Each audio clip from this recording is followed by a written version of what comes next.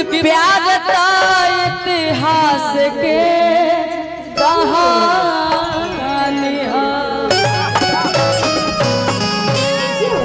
कि केहू परिभाषा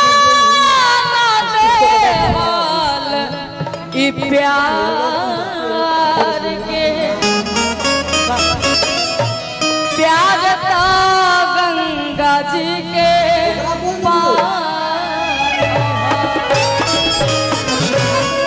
अकेले कि कौन इंतजारिया अरे पिपरा के छाव कि कौन इंतजारिया अरे पिपरा के छाव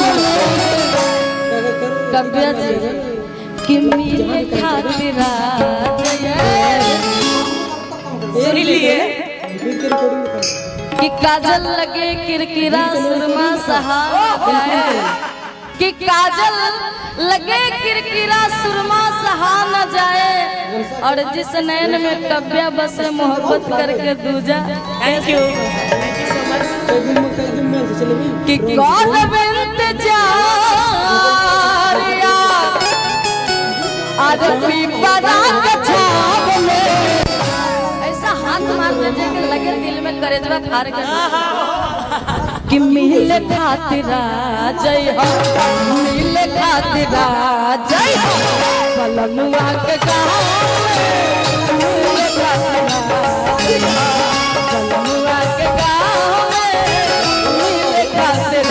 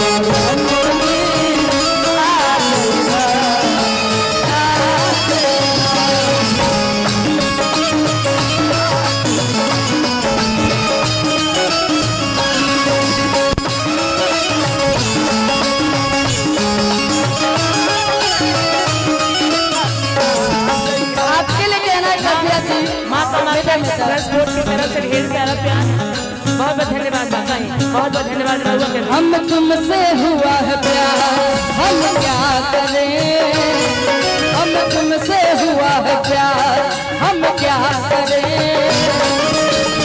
आप ही बताइए हम क्या करें आपकी आपसे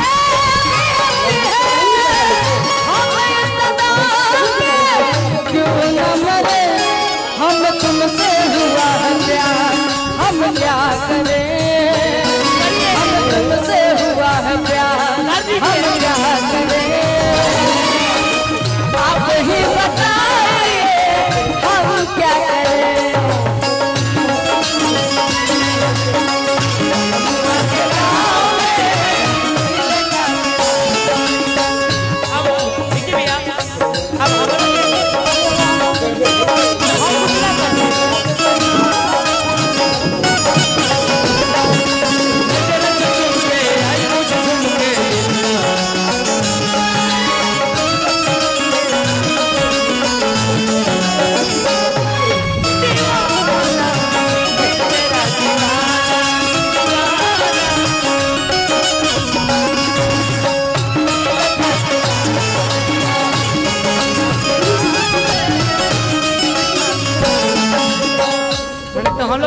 भैया भैया हम ना गई का कहिए दुबा जगाए पर हमरा का भैया हां कि हंसलू त भाग हमर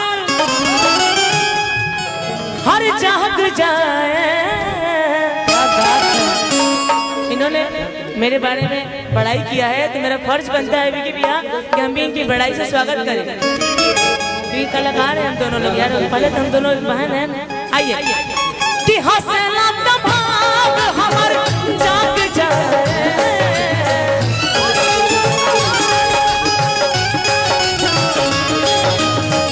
हौसला तबाग हमार जाग जाए। जा हमरो जा हमरो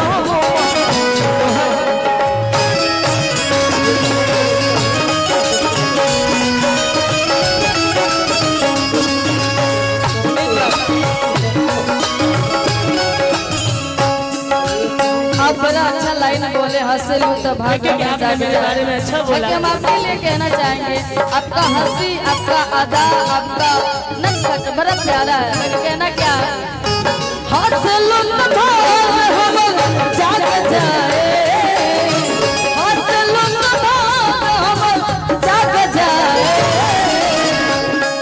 जा हमरो जा हमरो जा हमरो सहारा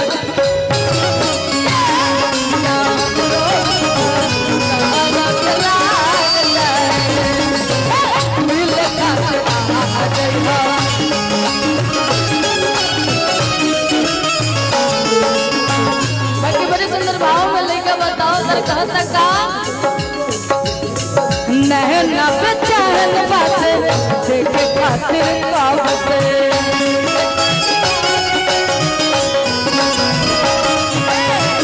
मिलने के अतिया दिल में धड़कता ताब से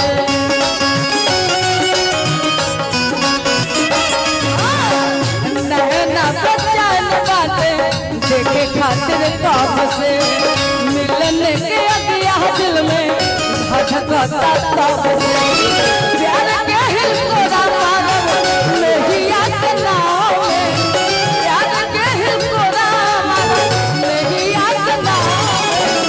मिल खातिर जइहा, मिल खातिर जइहा कलौरा के गाँव में। मिल खातिर जइहा कलौरा।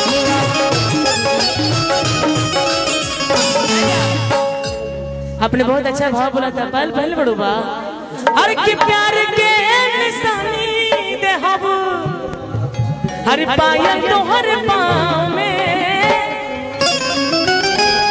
प्यार के निशानी दे हब, पायल तो हर पाँव में। आजकल पायल कौन देता है? अरे पानी है जी, बहुत पुराना हो गया है। पानी है देखो ना। बाकी आजकल शादी ब्याह जैसे ही तय होता है तो क्या जाता है, मोबाइल जाता है।